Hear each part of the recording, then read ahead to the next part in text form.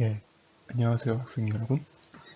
저는 이번에 교과서의 4단원, 산업사회와 국민국가의 형성에서 중단원 2단원, 프랑스 혁명과 나폴레옹 시대에 관해 수업 동영상을 진행하게 될 박명훈이라고 합니다. 여러분들 모두 이제 웹사이트를 다 한번 둘러보고 나서 이제 이 동영상을 듣게 되는 것일 텐데요.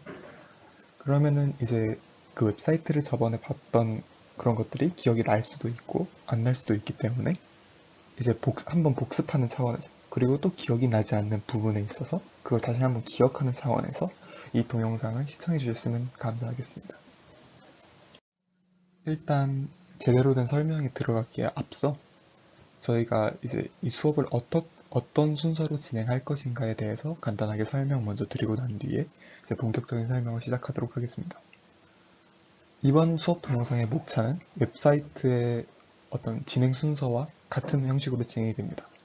첫 번째 단원에서는 프랑스 혁명에 대해서 이제 어떤 식으로 진행이 됐는지, 그리고 나서 이제 2단원으로 넘어가서 프랑스 혁명이 끝난 후 나폴레옹이 권력을 차지하게 되면서 열린 나폴레옹 시대와 나폴레옹 시대가 끝나고 난 뒤에 이제 구체제를 부활시키기 위해 메테르니히가 주도한 빈 체제에 대해서 본격적으로 강의를 이어갈 생각입니다.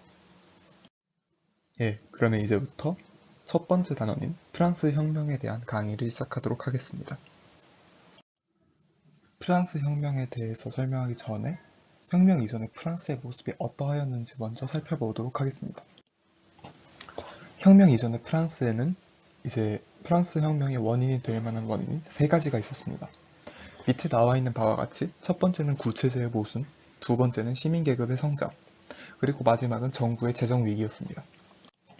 첫 번째 원인인 구체제의 모순은 프랑스 혁명 이전에 프랑스 사회의 기형적인 신분 제도에서부터 기인합니다.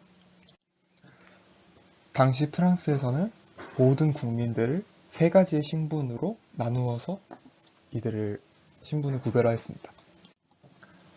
성직자는 제1신분, 왕족을 제외한 귀족들은 제2신분, 그리고 마지막으로 이들을 제외한 나머지 모두를 평민인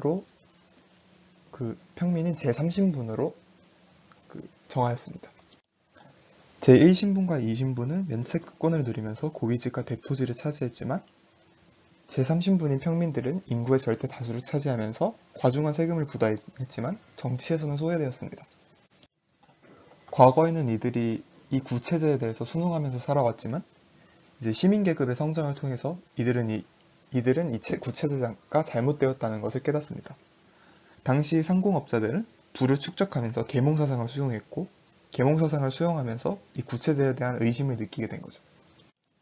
그리고 마지막으로 정부의 재정 위기는 이제 일의 직접적인 발단이 되는 일입니다. 프랑스는 잦은 전쟁과 미국 혁명에 대한 지원으로 재정 적자가 심화된 상황이었는데 이를 타개하기 위해서 산부회를 소집했다가 프랑스 혁명의 불씨가 되는 테니스 코트의 선언이 나오게 됩니다. 그러면 이제 프랑스 혁명의 발발과 전개에 대해서 설명하도록 하겠습니다. 앞서 말씀드렸다시피 루이 16세는 정부의 재정 위기를 해소하기 위해서 산부회를 소집합니다.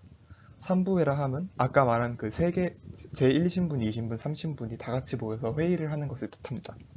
당연히 여기에는 많은 민중들도 참여를 했습니다. 그리고 산부회 회의 결과 루이 16세는 이제 세금을 더 늘리는 방안으로 정부의 재정 위기를 해소하려 했습니다. 하지만 앞서 말씀드렸다시피 성직자와 귀족은 면세 특권을 누리기 때문에 이 증세는 평민들에게만 해당되는 일이었습니다. 그러니까 평민들은 이제 여기에 화가 날 수밖에 없었겠죠. 그렇기 때문에 평민들은 여기에 대해서 반발심을 가지고 있었으나 산부회의 특징인 그 신분별 표결 때문에 제1신분, 2신분이 찬성을 하면 평민들은 아무리 반대를 해도 제3신분인 한 표로 인정이 되기 때문에 이들은 어떤 수를 취할 수가 없는 상황이 되었습니다. 그렇기 때문에 제3신분의 대표들이 머릿수 표결을 주장하면서 국민의회를 결성했습니다.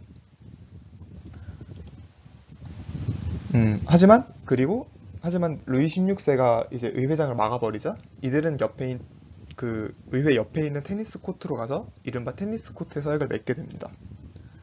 하지만 루이 16세가 이를 용인하지 않고 오히려 테니스 코트의 서약을 맺은 국민의회를 탄압하면서 이제 파리 민중들은 더 화가 나기 시작합니다. 이러한 파리 민중들의 분노가 폭발하게 된 사건이 있는데 이것이 바로 바스티유 감옥 습격 사건입니다. 이 사건은 1789년 7월 14일에 일어났으며 파리 민중들은 이제 구체제의 상징이자 프랑스 왕실의 사상범들을 가두던 바스티유 감옥을 습격하여 파괴함으로써 이들의 분노를 해소하게 됩니다. 또한 국민의회 역시 가만히 있지 않았는데요. 이들은 봉건제 폐지 선언을 함과 동시에 인간과 시민의 권리 선언인 인권 선언을 발표하게 됩니다.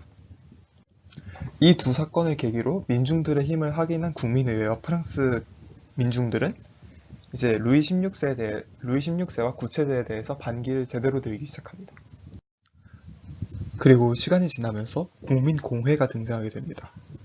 이제 국민공회는 공화정을 선포하면서 루이 16세를 처형하게 이르는데 이때 국민공회의 권력자로 떠오른 사람이 자코뱅파의 수장인 로베스피에르입니다. 로베스피에르는 이제 급진파의 수장으로 국민공회 내의 권력을 장악하면서 지롱드파를 숙청하기 시작합니다. 그렇게 권력의 중심부에 들어서게 된 자코뱅파와 로베스피에르는 이들의 권력을 유지하기 위해서 공포정치를 펼치게 됩니다. 공안위원회를 통하여 반대파들을 감시하고 조금이라도 위험한 움직임을 보이는 이들이 있다면 바로 혁명재판소를 통해서 처형하는 방식으로 이제 수많은 사람들의 목숨을 앗아가면서 공포정치를 펼쳤지만 이에 대해서 반발한 반대파들이 테르미도르의 반동을 통해서 1794년 로베스피에르를 처형하면서 이제 국민공회와 공포정치는 막을 내리게 되고 새로 총재정부가 수립되게 됩니다. 하지만 이 총재정부 역시 그리 오래가지 못했는데요. 바로 그 이유는 이어서 다음 단원에서 우리가 배울 나폴레옹의 등장 때문입니다.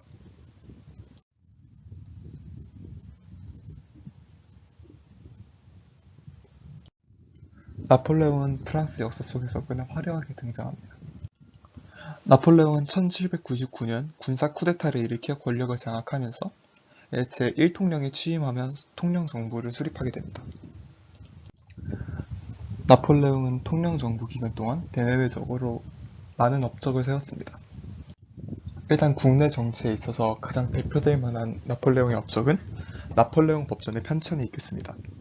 이 나폴레옹 법전을 통해서 나폴레옹은 시민사회의 새로운 규범을 제시하였습니다. 또한 이 외에도 프랑스 은행을 설립하고 산업보호 정책을 실시하여서 국가재정을 안정시켰고 국민교육제도를 정비하였습니다. 이렇기 때문에 나폴레옹은 프랑스 혁명의 성과를 계승하여 개혁을 추진하였다는 평가를 받습니다. 또한 대외적으로도 많은 업적을 세웁니다. 오스트리아를 격파하고 영국과 아미행 조약을 맺어서 영국과의 오랜 전쟁을 끝내고 휴전을 맺습니다. 이 휴전을 통해서 대프랑스 동맹을 와해하여 대외적인 위험 요소 역시 제거하였습니다. 하지만 정적을 탄압하고 언론을 검열하는 등 독재 정치의 성격 역시 보였기 때문에 모두 좋은 평가를 받는 건 아니었습니다. 이렇게 대내외적으로 모두 훌륭한 모습을 보여준 나폴레옹은 1804년 국민투표를 통해 황제에 즉위하게 됩니다. 하지만 역설적으로 나폴레옹은 황제에 즉위하면서 내리막길을 걷기 시작하는데요. 나폴레옹이 영국과의 트라팔가르 해전에서 패배하여서 이제 어느 정도 기세가 꺾였으나 나폴레옹이 러시아에 승리하고 오스트리아와 프로이센을 격파하면서 신속 로마 제국을 해체시키게 됩니다. 하지만 트라팔가 해전에서 영국에 패배한 나폴레옹은 대륙 봉쇄령을 내려서 영국과의 통상을 금지시킵니다. 이에 동조한 나라들도 많지만 러시아가 이를 어기고 영국과 통상을 지속하게 됩니다. 이에 화가 난 나폴레옹은 1812년 러시아 원정을 실시하게 됩니다. 하지만 나폴레옹의 러시아 원정은 추위와 굶주림, 그리고 러시아의 후퇴 전술과 기습 작전으로 인해서 크나큰 패배를 맛보고 퇴각하게 됩니다. 이러한 패배에 큰 충격을 얻은 나폴레옹은 이어지는 라이프치히 전투와 워털루 전투에서 패배하면서 결국에는 세인트 헬레나 섬으로 유배되어 쓸쓸하게 생을 마감하게 됩니다. 나폴레옹의 몰락 이후 나폴레옹 전쟁의 전후 처리와 유럽의 질서 회복을 위하여 메테르니히라는 오스트리아의 수상 주도로 오스트리아와 영국, 프로이센, 러시아, 프랑스 등이 참가하여 빈 회의를 개최하게 됩니다.